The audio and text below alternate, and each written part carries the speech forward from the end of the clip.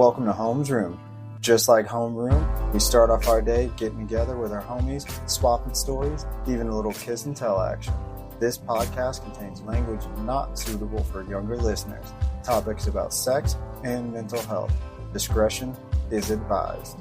Our views are our own. Let class begin. Welcome back. I got a guest again here today. Super excited. I don't get to interview a ton of guys, and I don't know what it is about with this podcast. And guys are always like, "Yeah, I'll do it," and then last second back out. Women have more balls, maybe, I don't know. We'll find out. But today I have an entrepreneur, former service member, an engineer, a dad, a guest here today. What's up, Jimmy? Hey, How are man. you? It isn't that women have more balls. It's just that, my wife is holding on to mine. Fair. So you actually have a really long list of things to put in for an intro. So I hope I hit enough of the main bullet points.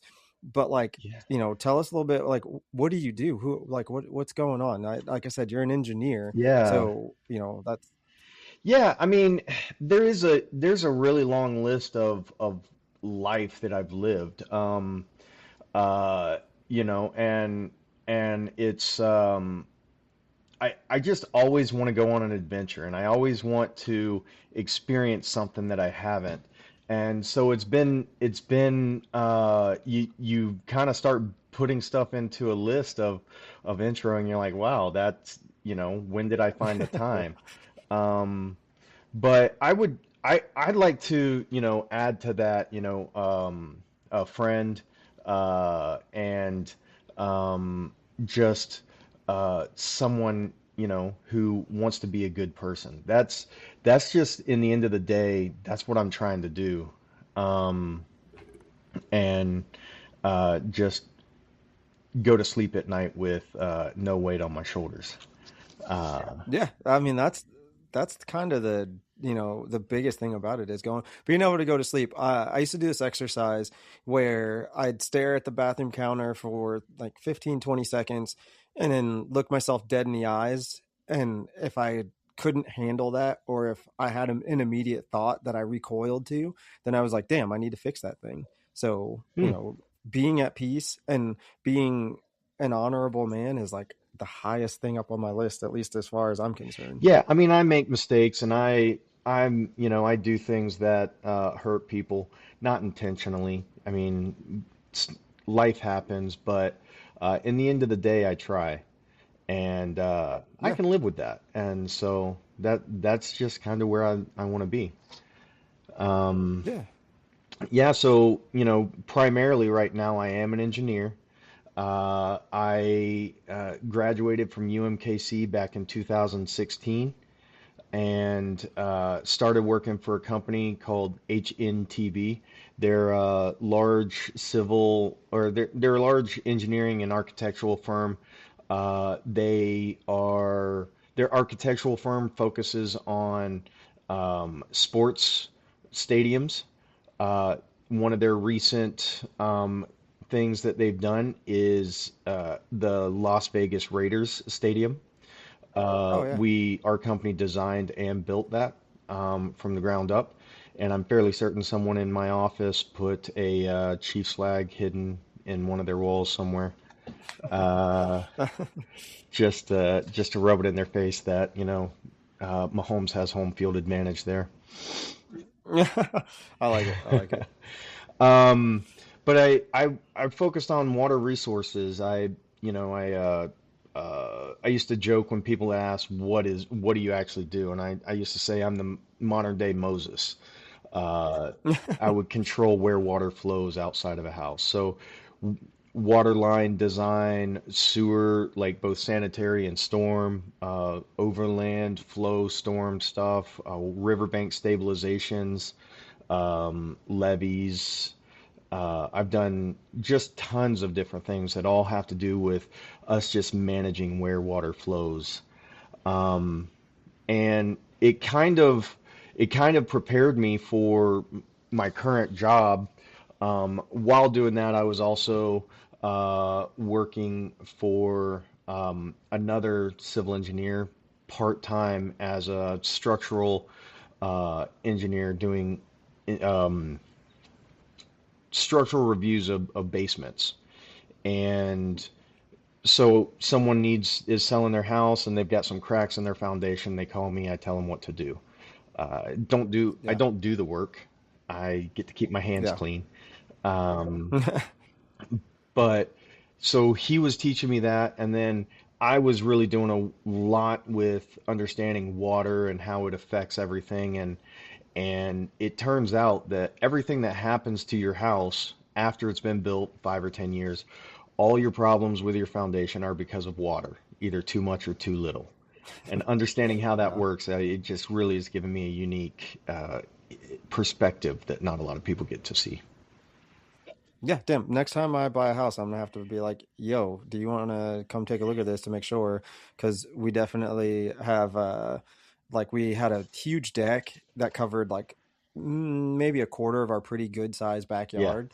So we took up the deck, and under the deck was a patio is definitely Yep. cracked like crazy, Yep. and there's a giant tree in the backyard, so it's like, oh, that's probably what happened. And then somebody was like, honestly, all the houses that were built in this area, they didn't compact the soil well That. enough, so chances are it's probably from water more than it is the Yeah. tree, and the tree just happened to also do some damage. And I was like, cool, things I wish I had known 10 years Well, I will ago. say that I would never buy a house with a willow tree that is within 150 feet of it. Oh yeah. They are so destructive. They will rip a hole through a concrete wall, their roots. Damn it, they're so They beautiful too. That's are. annoying. They are so beautiful. Put it by your pond, on the Yeah, opposite there you end of go. your property if you're lucky enough to get that. There's one of those moments, just like try and tag in that Mahomes, throw the ball as far as you can. That's how far away the tree should be, I most can't likely. throw that far. Yeah. So like I said, you're an entrepreneur, and that's kind of why you're here. This show is kind of built around people that are forging their own path or doing things their own way, and not taking the lemons or not taking the knocks that life has given them, and they stay true to who they are, what they want, or they just find themselves unable to follow a different path but the one set in front of them, and shit just Yeah. happens, and it's like, dang, I didn't intend to start this thing, but here it is. So tell us about Cobb Engineering Solutions. What is it? What do you do? How long have you been doing it? Yeah, so I started it March. I got my LLC, I think March of 2023, and it sat there for a few months, and I was, I just swooped up all of the social media, like Instagram, Facebook, Yeah. got a website, just tried to collect everything I could to just keep my domain. And it just sat there, not really going anywhere. And my wife just said to me one evening, she goes, "You gonna do anything with this, or you just like what's your plan?" And I said, "I don't really have one." And she goes, "Well, how are you gonna have this business if you don't do anything with it?" And so that's when I said, "All right, well, I need to figure out what I want this business to be." And having worked with another civil engineer doing structural inspections for a long time, I had an idea of what I wanted it to be. Um, and you think, okay, well, my client is a buyer who's buying a home. Yes and no. My client is not the buyer. They're the one that pays me for that inspection. My client is the realtor that is going to sell 12 houses, and I might be able to get 6 inspections a year out of that person, not the one inspection every 10 years from the buyer. So that realtor also has a network of 1,000 other realtors, and they routinely post things like, anybody have a structural engineer? And the first one to speak up and put in your information is going to be who's getting the call. So I started really focusing on getting my name out there. I didn't want to pay for Google for clicks. That I don't feel I don't see the evidence that really supports that working for this kind of business. Yeah. Um, I also had like oh, what is that site called? It's the biz or the builder site where it they get reviews, they send you leads. Oh yeah. They, there's a lot of sites like that, but there's one that's kind of like the Better Business Bureau. It's people go to and they say I'm looking for something. They wanted to charge me like $50 a lead that wasn't necessarily going to be, an inspection. Well, that's 15% of my overall, and it's double my total overhead per inspection prior to that. So that doesn't make sense to me to do that. Yeah. So I started doing, the groundwork, and after I got off my normal 9 to 5, I had a box of 1,000 business cards, and I had a map of all the realtor brokerages and offices in the KC metro area. And every day I'd take off at like 4:30, and I'd try and hit one or two of them before 5:30. They always close at 5, but there's usually somebody still there at 5:30 that I can talk to. And I started figuring things out. I being an engineer and just my general uh, behavior, I don't let an obstacle stop me. I try to find a way around that obstacle. And Yeah. when I started doing this, I figured out that the biggest obstacle I had was the front desk lady at the realtor office. They Yeah. are Yeah. they are the gatekeepers, man. You've gotta either buy her a steak when you walk in, or sneak in under the counter so she doesn't see you. I mean, they are Yeah. brutal. Uh, We're anti gatekeeper here. Like that's just been a thing, like a long standing, like no gatekeepers. So if you gotta, like if you gotta, you know, bribe the troll to get, to get past the drawbridge, sometimes I guess it has to happen. yes. And, it sounds like, you went out and in a true like grassroots build it yourself way, Yeah. and that's the thing that makes your story unique. That's what makes your story worth hearing. And I think a lot of times, like, we have another thing here where we like to say we're an imposter syndrome cure. When people come on, they start to realize and hear their own story because you're living it, you're walking it, you did it, and now that's a thing behind you. But when you rehash it and think about it, and you remember what work went into it, what labor went into it, what extra effort went into it, that not a lot of people have the gumption or the drive or the dedication or the accountability to do. That's what this show is like built on. And I think hearing that, like, straight up, anybody out there that's doing anything, it doesn't matter whether it's building a business or, trying to be a better parent, holding yourself accountable, getting off at 4:30 and putting in that extra little bit of Yeah. time is gonna pay out, even if it doesn't seem like it right this second. And I think that that's, a huge, feather in a cap to say that that's what you were doing. That's where it started, was, Yeah. you're trying to, pound the pavement, as they say. But instead of trying to put in job applications, you were putting in work for yourself, which is that much more rewarding. And I was trying to do it a roundabout way. I wasn't trying to ask a realtor to call me out to their next house. I was trying to offer them some value. Uh, Mm-hmm. so if you give someone value, you're going to be in their mind.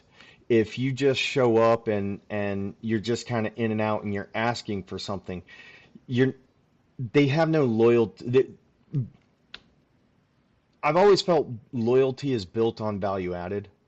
Um, Mm-hmm. it's not necessarily a full exchange, but you're not going to be loyal to something that has added zero value to your existence.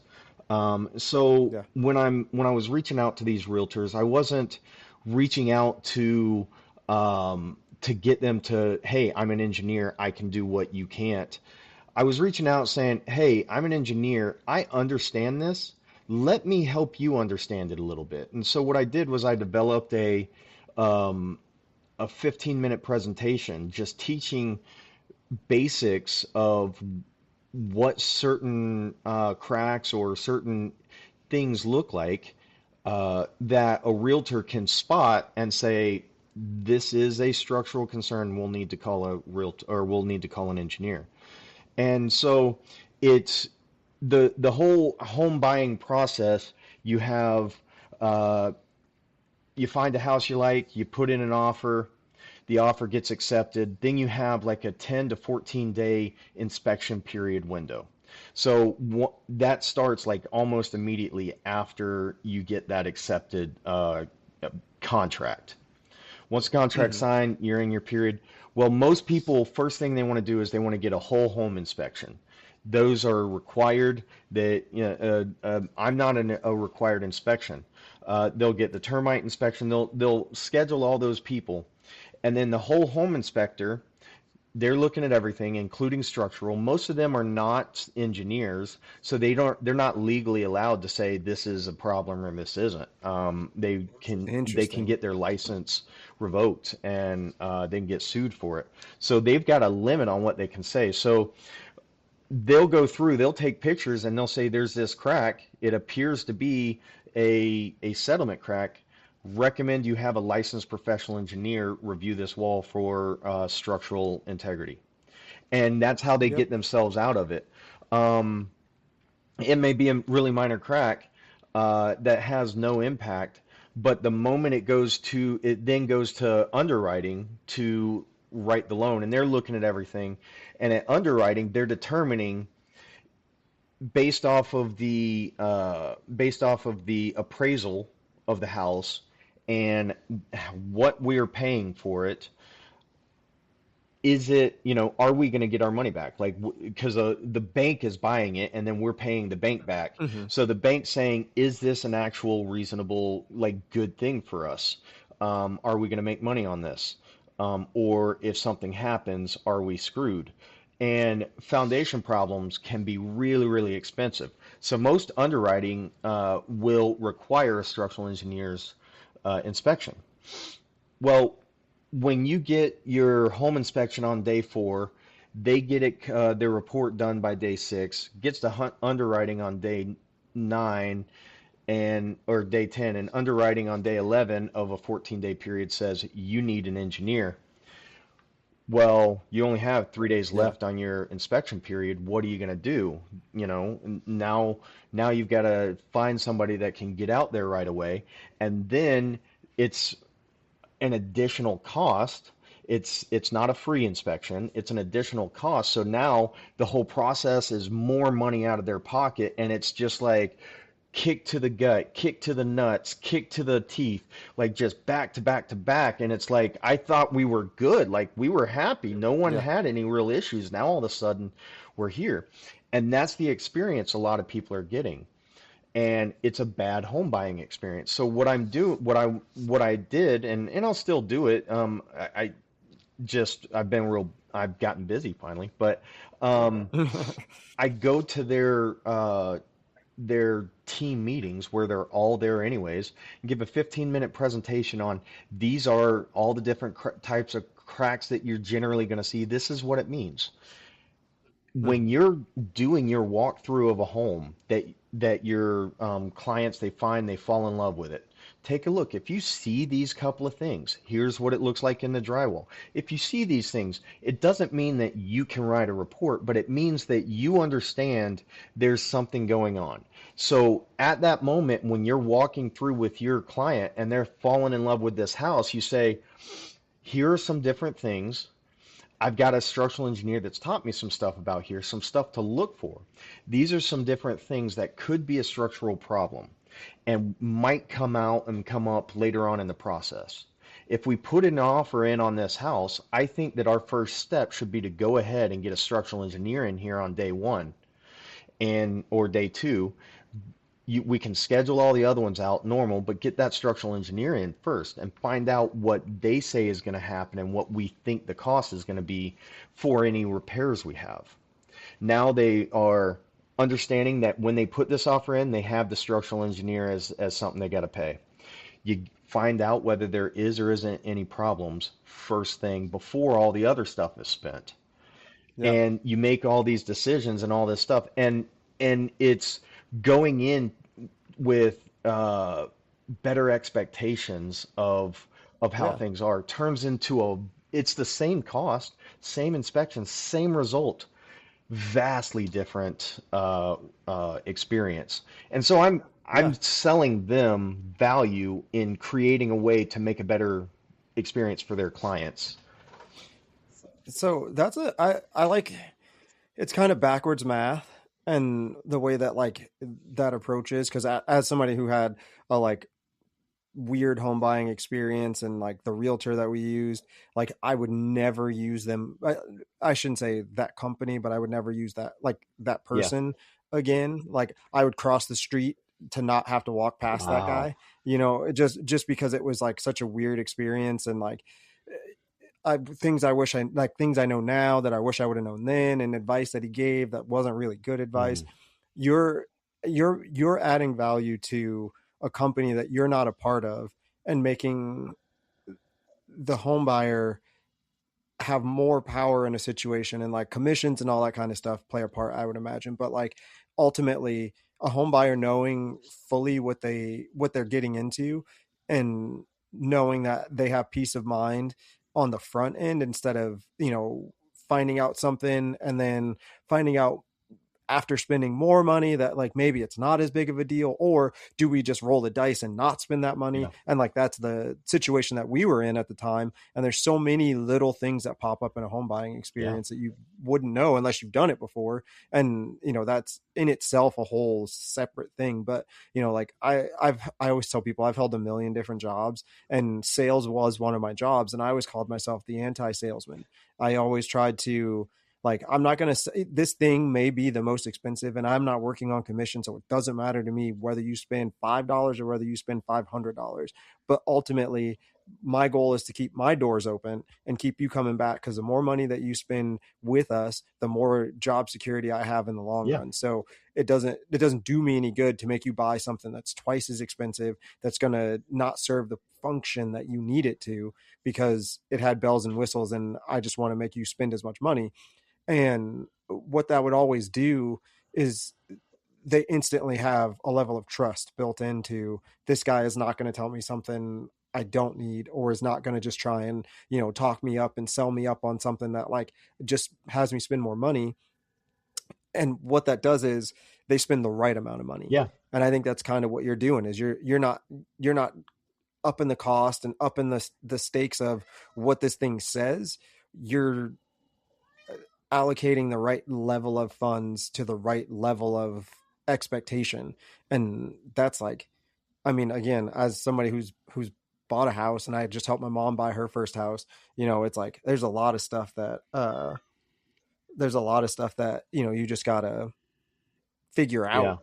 And if you don't have somebody there that's like, hey, like, yes, that's a crack, but that crack is because somebody did shitty mud work, not, not like actually a crack. Like if you look, this wall and that wall that are on opposite sides maybe show the same signs of a thing, which tells me maybe there's more to it, Right. as opposed to like, I'm looking at this wall and there's like a random stripe down it. Is that stripe actually like a thing? Is the wall bowing out? And it's like, no, they just didn't put like 4 screws down the wall. They just put one at the top and one at the bottom, and like hoped for the Yeah. best, Yeah. and those are the things that you get into. And like that's what we call our house a home built house, because I think the guy did a ton of repairs, and we find stuff all the time that's like, why is that like that? And you're selling the peace of mind, man, Yeah. that like this thing is not that big of a deal. You guys can fix it. It might cost you $500 as opposed to Yeah. $5,000. And that's good. I love that. I separate myself because part of the peace of mind is figuring out where's this person's bias, and Mm, what is this person's angle. Um, when a company comes in with a foundation company, those salesmen are on commission. They're trying to sell mm-hmm. everything. And they get trained by their own company for like 4 to 6 days, and then they're out selling and telling people what's going on with their foundations. It Mm-hmm. is scary.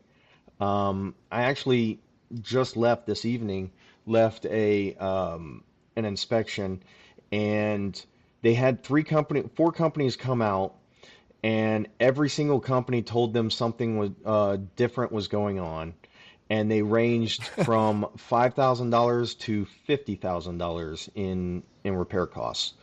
Um, they were saying, oh, there's a crack here. That means your wall's bowing in, so we need to put 4 braces on this wall. That's going to be $3,000 for that right there. And you put a level on that wall, it's perfectly straight. That crack that Mm-hmm. they saw, it was not perfectly straight up and down, which would tell me it's settlement. It was like at an angle a little bit. And so they said that's an angle crack, so your wall's pushing in. That's not what's going on. And they don't know that. And typical homeowner's not going to know that. Um, Mm-hmm. so I don't do the work. I don't have anything to sell there. And I've gotten into Yeah. several discussions, and I've upset a few of my clients, um, because they ask me, who do I trust? Who do I want? Who would I have do my house? Yeah. And uh, I stand firm on this. I won't tell them who to go to. Yeah. I will not give a recommendation. And the reason for that is, uh, if I don't give a recommendation, then I can't be getting kickbacks. I can't be getting Yeah. any kind of value from these companies. So that's another degree of separation to let you know, if I'm saying you've got to do $30,000 of work, it's because it needs it. Uh, I don't get anything out of this. I'd prefer to tell everybody their house is perfect, but Yeah. I don't get that. Yeah. I mean, I like that. I think that not only is that smart, I'm kind of the same way where like I don't like giving recommendations on things because in the end, like it's, I mean, the reason that we know each other in that world, it's always so hard for me to give specific advice to an athlete because I know what I would do, but you and I are so like drastically Yeah, different that I can tell you what like you might try, but I wouldn't ever give you like solid 100% do this thing because at the end of the day, like it's got to be your choice on how that works. I can give you the knowledge and you got to decide how to use it. And I think that that is 100%, a good way to protect yourself, yeah, but also, there's never going to be a situation that you find yourself in where people are like, well, I paid you X number of dollars and then you told me to go to such and such. And now you're both on the hook because, XYZ happened. And now that's smart. yeah. I like it. And and so they will immediately feel abandoned, right? Like, you're Yeah. not going to help me, you're abandoning us. And so what I don't send anybody anywhere, but I tell them, get 3 to 5 quotes. Never trust the Mm-hmm. first guy. They could be the best, but never trust them. Get all 5 or 3 quotes. And then when you get the quotes, you've got my report. Tell them to base their quotes off of my report. Don't have them do any extra. Tell them just listen to the engineer, even though every one of them think they're smarter. Um, Yeah. and then call me. I will gladly tell you how I feel about someone you went and found. I will gladly tell you if their uh, quote is garbage, or if it's fair, or if it's a really good Mm-hmm. price. I will gladly do that and help you out. I'm just not going to direct you where to go. And that Yeah. restores that removes that feeling of abandonment, and it reinforces, my separation from bias. Yeah. I think, again, that's that illustrates another reason why, like, you are a perfect guest to have on. Is we're built around community, built around having a strong sense of, like, I want to do what's best for you. I'm not just doing this for me. I'm not just doing this for my benefit. I'm doing this because it's what's right. Yeah. And it's what's fair. It's what everybody should have access to. They just don't.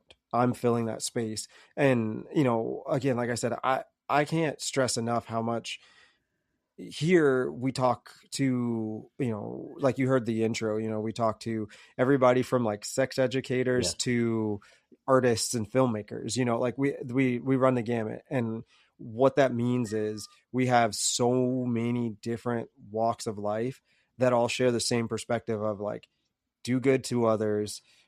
If you were in that situation, how would you want somebody to handle the situation for you? Even And if you're not, even more powerful, how would you want someone to treat your mom? yeah, I love that. Exactly. So I'm curious, you started a business, you had to jump through hoops and hurdles and things like that. What was one of the what was one of the hurdles that you didn't expect in starting a business that maybe wasn't like a big hurdle, or like you expected it to be hard but somehow turned into a hurdle, or just you just didn't see it coming, and it kind of just like, snuck up and grabbed you.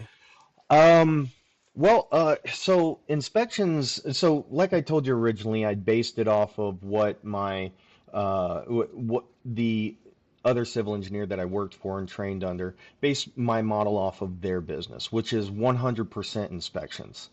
Uh, Mm-hmm. they, they do like 40 inspections a week.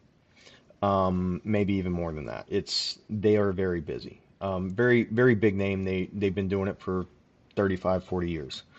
Um, the While I was starting to grow, I wasn't getting very many inspections. I don't have my name out. 1 to 2 a week. I can't do much with that, right? Um, Mm-hmm. what started happening is people were looking for niche things. One example was is there's a mobile home park that built some mobile homes, and they found out that it was in a floodplain, and the state was requiring that they get it evaluated to determine if they can stay or if they can get them out. The state had shut them down, kept them from occupying, so it was just sitting there. And they were looking for someone to do a FEMA model and evaluate the floodplain elevation, and adding the houses where they are, and see if the home is gonna be flooded or if it's gonna meet the requirements. Never done that, but the guys, the installer of the mobile home, he works all over the state of Missouri and Kansas and Iowa. Uh, Been doing it 20, 30 years. He just cannot find an engineer willing to do it. And Mm-hmm. he said to me, "Will you do it?" I told him, "I've never done it. I don't know what all's involved, but I know where the instructions are. If Mm-hmm. you're willing to be patient with me, we'll work through this and we'll figure it out. And I'll help you out." And he said, "Let's do it." And Yeah. so I fumbled through it. I figured the process out and everything, and before you know it, I figured it out. And then he had four more right off the bat, just knocked through four more Yeah. homes. He actually just reached out and sent me another one. This time they did it before they built the house, so they're not in trouble. But planning ahead is always a little bit better. But they it ended up being more business. But I realized, um, if I'm not getting inspections, why wouldn't I be doing something else? And Yeah. so that was the first thing, and I said, all right. So I added that to my repertoire. I added it to my website, and then someone called me and they said, "Hey, I want to build a pole barn, and enclose part of it, and I'm going to live in it. Can you do those plans for me?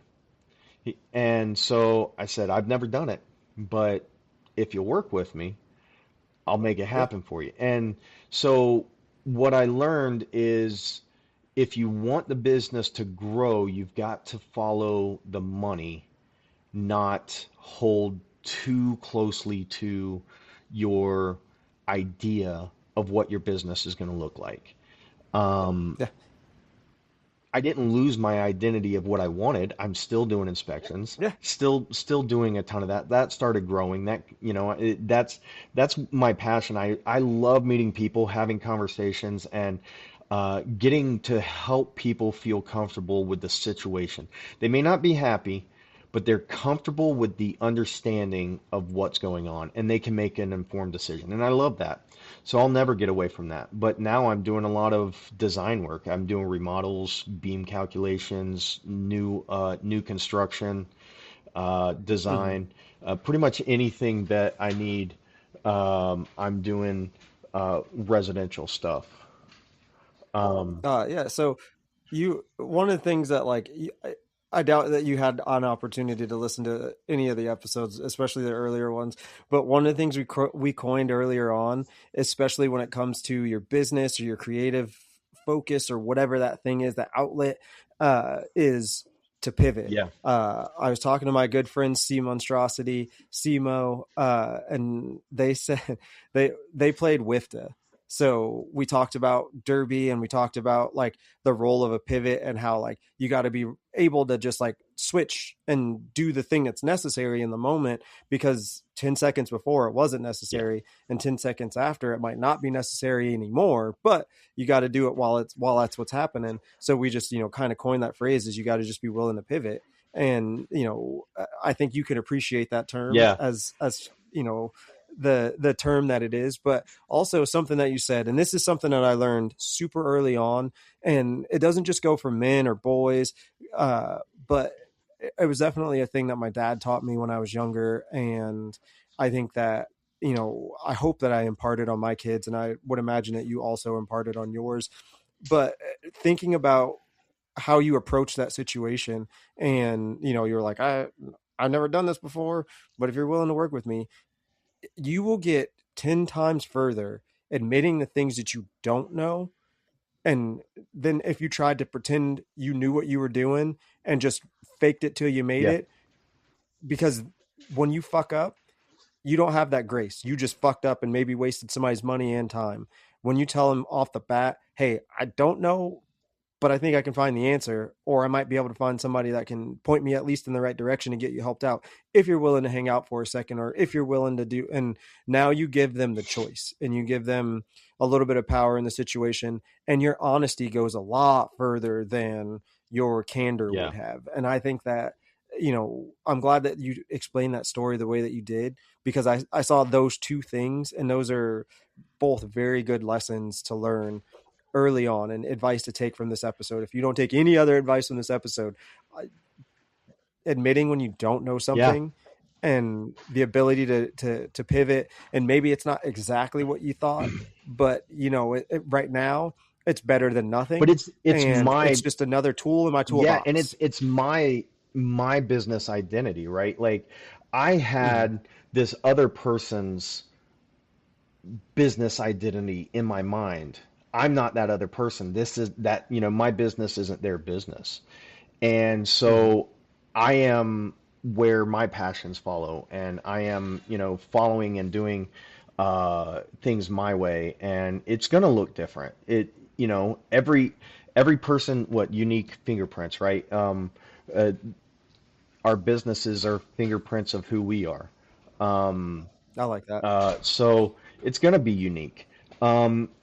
And it's not just as an owner or as a business is it great to know or to admit that you're wrong.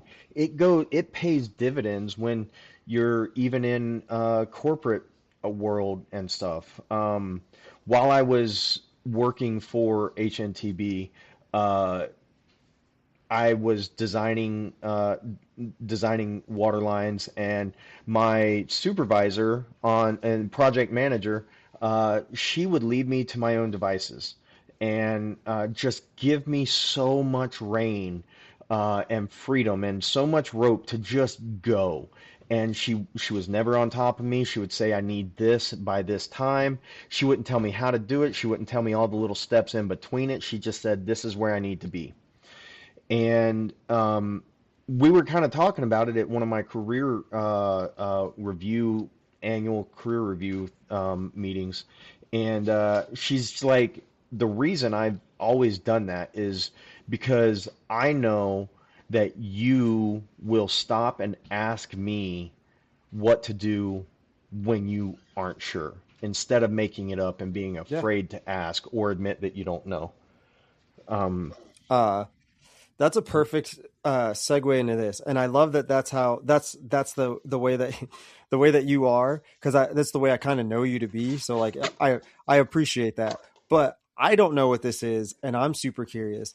Navy nuclear power and engineering. What is that? It sounds badass to me. Yeah. What is that? So, Navy nuclear power. So right now we have aircraft carriers and submarines that are powered by nuclear reactors.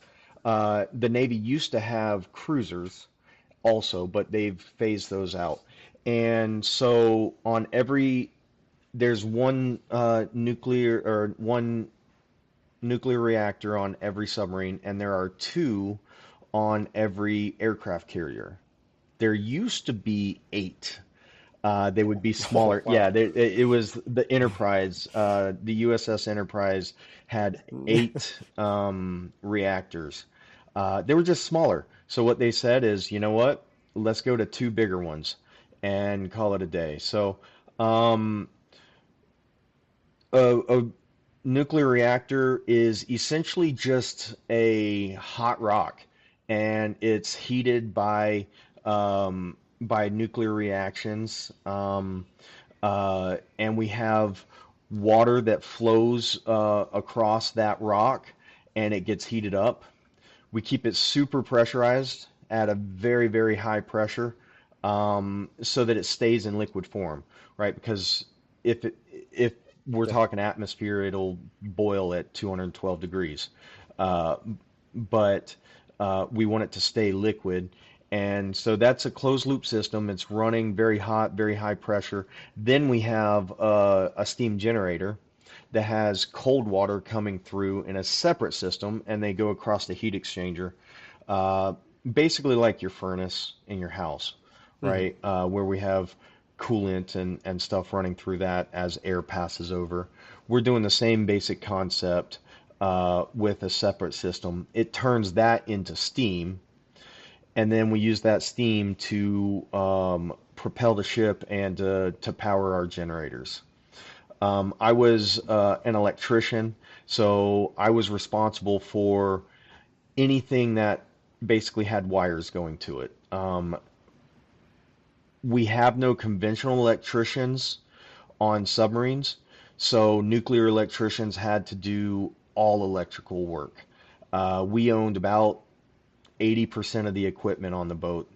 We were the Oh largest wow. division, and on any given day, I could go from uh, operating a breaker that specifically um, uh, turns on or off, or repairing a breaker, something for safety of reactor safety that could create a meltdown if I do it wrong, to cleaning lint from the dryer. Yeah. Yeah. That sounds like a wild day, but also like a rewarding day when everything flows smoothly and Yeah. you don't have those things. Another thing I asked you to give me just a little bit about you, and I wasn't expecting such a thorough and Talk to detailed text lets you write be up. more thorough, I'll tell you. Yeah. So um, you said something in there that caught me, and I heard you talk about it a couple of times, but I didn't know that it was something that had like plagued you for a while. And you have a section titled "Childhood Illness and Recovery." So, Yeah. just a little real quick, what happened? So What was that? so when I was 3, I got spinal meningitis. And it about took me out. Um, I was in the hospital for over a week with a fever of 105. My mom would say, "You were in the hospital for a week with a fever of 105.9." I don't know if it was exactly that the Mm. whole time, but it, Yeah. that's the number she's told me my whole I'm life. sure it seemed like it to her. Um, but yeah, I was there for a week. Nothing the doctors gave me or did, nothing they did could break the fever. So it was just staying up. Um, and finally, after about a week, before the week ended, my mom, stayed at the hospital the whole time. Doctors, after 3 or 4 days, came to her and they said, "Listen, we can't do anything. This this really is in, someone else's hands, and it is up to your son and his will to fight." Um, as to whether or not he makes it through this. Um, and then a couple days later on Mother's Day, my fever broke. Um, and I returned to normal almost instantly. Um, from that, though, I was only 3, so it wasn't like I was articulate to this level, but I had to relearn to talk and walk. All of my motor skills had to be redone. My hearing, I had lost 100% hearing in my right ear and 75% hearing in my left. Wow. Um, my vision was blurry. It just, it hit a reset. Um, Hmm. and so I learned I got a lot of stuff back pretty quickly. Um, my dad will say I learned to talk quickly. Uh, but got water or got walking and all that stuff. My hand-eye coordination got a lot of that back pretty quickly. It took a couple years for me to get most of my hearing back, and I had a really bad speech impediment until fifth grade. I couldn't say R, so it was always aw, um, Mm. and sawi, and all of that stuff. It took till fifth grade to finally gain my hearing back enough that I could hear the R sound. Um, to prevent from getting picked on too much, I used to tell everyone I was from Australia, I love that. and so That's I fun. just had a foreign accent, which is cool. A speech impediment is Yeah. not. Yeah. Um, you know what I do for a living. I work in special education, so I see kids that have situations like that, and worse. And it's always super. I don't want to say like awe-inspiring, but like you know, going through something like that and and coming out the other side and trying to be a good human is like divine. Yeah, You know what I mean? yeah, Like there's no reason why after that anything should be taken for granted. And hearing a story like that, there's no reason why you should go forward and take anything for granted. And I think that, I'm glad you're here. Number one, I'm glad you figured it out. And you decided Mother's Day, like that somehow doesn't surprise me that you would choose to, fight until Mother's Day. But yeah. So I usually do at the end of an episode, I do a this or that. I'm going to kind of change it up. I didn't do this or that, but I do have two kind of heavy questions. okay. And I wanted to end on that particular story because uh, the first question is go back in time and tell yourself one truth that you learned about yourself now, or go back and save yourself from one thing. Which would you choose? So this is uh, this is really,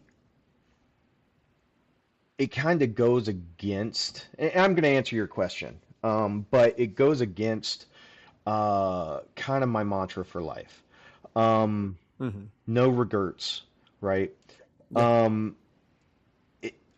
if I had something in,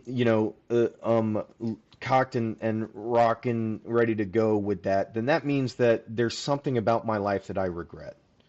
Um, Yeah. I have two amazing kids. I have an insanely beautiful wife. I play sports with incredible people. I've got my own business. I'm exploring going beyond that. We didn't even talk about, the fact that I bought some property and my wife and I are building a wedding venue, and gonna explore a whole new venture there. But um, I'm not, I'm happy. I'm satisfied with life. I'm Yeah. not seeking happiness. I'm satisfied. I'm seeking peace, and I've got so much peace in my life that to want to do something means that there's something that I feel is wrong. Um, and so that's my core nature not to think that way. Um, That's an answer, brother. That's all I'm saying. Like that's an answer. And that question is written and given specifically to pull answers like that out of you. So to me, that's an answer. And then I got one more. All right, this one is similar, but I think that in the context of what we've been talking about, kind of has a different flavor than that. And what would you tell yourself at the start with the knowledge that you have now? at the start of my business or at the start of life? Mm-hmm. At the start of your At the business. start of my business, I would I would tell myself, uh, go to sleep. It's gonna work Yeah, out. yeah, Um, yeah. you know, it You hear that out there, everybody? Go to Go to sleep. It's sleep. gonna It's work gonna out. work out. Um, people don't expect you, good people. The majority of your clients are good people. No matter what our business is, there's always going to be bad people. They don't expect you to respond at midnight. As an engineer, Mm-hmm. no one expects an engineer to respond at midnight. No one expects me to design a set of plans in a week. Um, the industry standard is 2 months, right? So no one expects that, but I felt obligated to get it done. So I was working till midnight. I was, getting up at 5 a.m. to do it, and I was worried that if I didn't get things out so quick and everything that I just pounded and pounded and pounded and pushed and pushed and pushed. And I had to be reminded that it's more than just providing finances. It's uh, my family needs more from me. And Yeah. so I need to, go to sleep. Yeah. And Uh, granted, that's not quality time with family, but it just means shut it down, yeah. shut the business down at a certain time. Be more than just an engineer. Be Coach Medium. Yeah, I like it. So ordinarily, this is the part in the podcast where people are like, "So if people wanted to find you, where would you?" And all that stuff is going to be linked in the show notes, so I don't want to waste time with doing Yeah, it. And I was just on a podcast where like that's what they said, and I was like, that makes total that's sense. what she said. So instead, I had a last question for you. You said you bought some property and you have a plan. What's the plan? See, I was getting there, buddy. I was getting there. Yeah, you pulled that one out on me. Yeah, so Yeah. here in right up the street from our house, we I I think it was God intervening on this property. There's so many things that there should be no reason that we have this property, but so many things just lined up. Um, there was construction on our normal way home from the skating rink. So we Mhm. took a detour on a small road we've never been on. And when we made that detour, there was a truck on fire on the road. And so we called the fire department and everything, hang out until they put it out. And then the next day, we drive by and just to see it because I wanted to see what it looked like. And then the property that was next to it was stunning. We looked at it and instantly we saw us 80 years old sitting on the porch, rocking, overlooking this property. It's absolutely beautiful.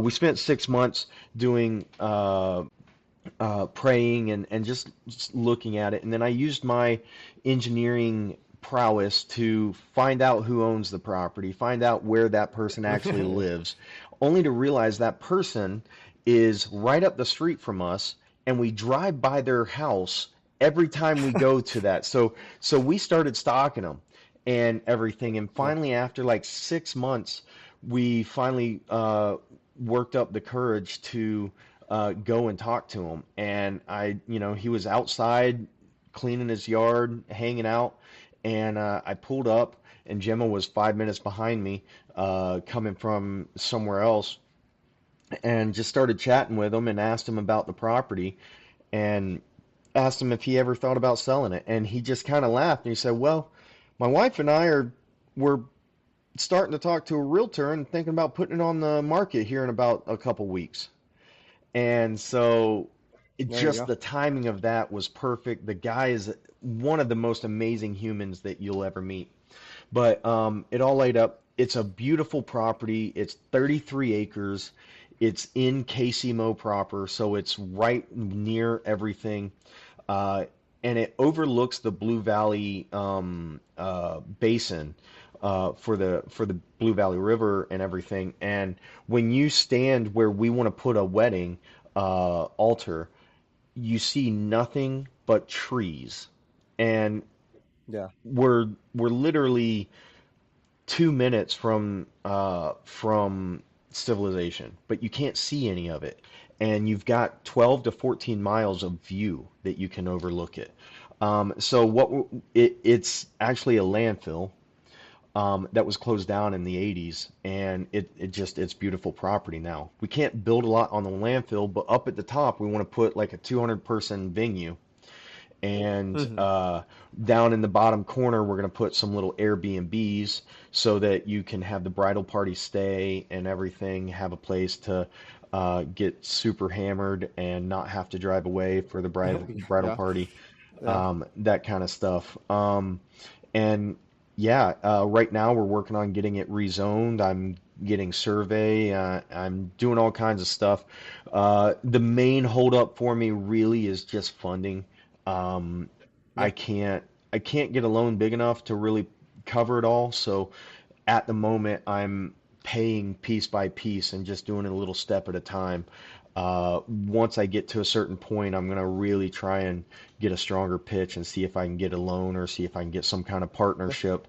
The goal is for me to have 100% in perpetuity, but in the meantime, you know, I'm not opposed to some kind of investor uh, Yeah. where we both make some money off of it, because it will Yeah. make money. Not to piggyback off of your dream, and there's no way that you could have known this, none whatsoever. But my longtime dream has been to own a chunk of property. It's got to have a hill and a grassy area separated by some woods and in a clearing. And I want to do a pond with some little cabins and a campsite kind of bed and breakfast area so you can camp and then come and do a bread and breakfast, or you can stay at the little cabins by the lake and then do a bed and breakfast kind of deal, so like you're around civilization. But then I want hiking trails, and like I said, I want that wooded area that separates it so you can drive your 4x4, whatever it is. Like I have a giant tent on top of my car, so I've like seen it. obviously the yeah, so It's like cool. I'm wearing my ex overland hat right now, but it's like you got to drive through some woods, maybe some light trails that we cut to get to the top of a hill and clearing, so you get the best views, but you got to work to get there. Yeah, And hiking trails cut through so you can camp and backpack your way up there. But I don't want it to be so far away from civilization that it's like a 4-day yeah, trip, or like you got to carve out more than a weekend to do it, because at the end of the day, like, you know time is precious. And it's hard to get those, family trips anymore. Yeah. Unless you have a ton of money or a ton of time. Yeah. And usually if you got one, you don't have the Exactly. other. So. Exactly. Yep. And the location of this, it's on the Rock Island Trail. So pictures, it's a beautiful spot where the Rock Island Trail cuts in between the properties. I own both sides of the Rock Island Trail from this purchase. And so it creates like this cave and then the trees over it, and it gives this beautiful shaded thing along the trail. There's a bridge, a 1-lane bridge that you can take some pictures under and stuff. And there's just so many opportunities for stuff like that. But we are currently looking and starting to try and book people for more of a outdoor primitive wedding location. Where people can bring tents and stuff. We're working on getting some generators so they can at least have electrical power from electric generators, so they're silent instead of gas powered generators. But yeah, that's kind of where we're at. We are going to be having, I think we've talked about it in Quad Squad. We're going to be having the league end of year party there and make it like a camping thing. For people to camp, stay there, and party in the tent to celebrate the end of the year. So that's kind of we'll be letting a lot of people come out for that. So yeah. Well, I appreciate you being here. I wish you nothing but the best for your business and continuing to grow. For like, it's just. Like I said, to have seen it from its infancy to now, and got to give the wife another shout out for knocking you in the head and being like, "What are you gonna do, babe? Yeah. Like get going." So shout out to your missus for that. Is there any last bit of advice you want to give to the people listening who might be thinking about starting a business or might be in that same somebody needs to knock them in the head? General Patton once said, a good plan, aggressively executed today, will always be better than a perfect plan executed on tomorrow. Yeah. So we don't need to have all our ducks in a row. We're never going to be ready for anything in life. Sometimes 80% is good enough. You don't need it perfect.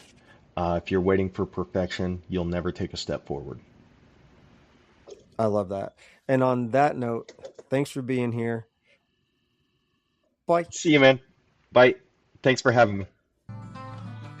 The bell is about to ring.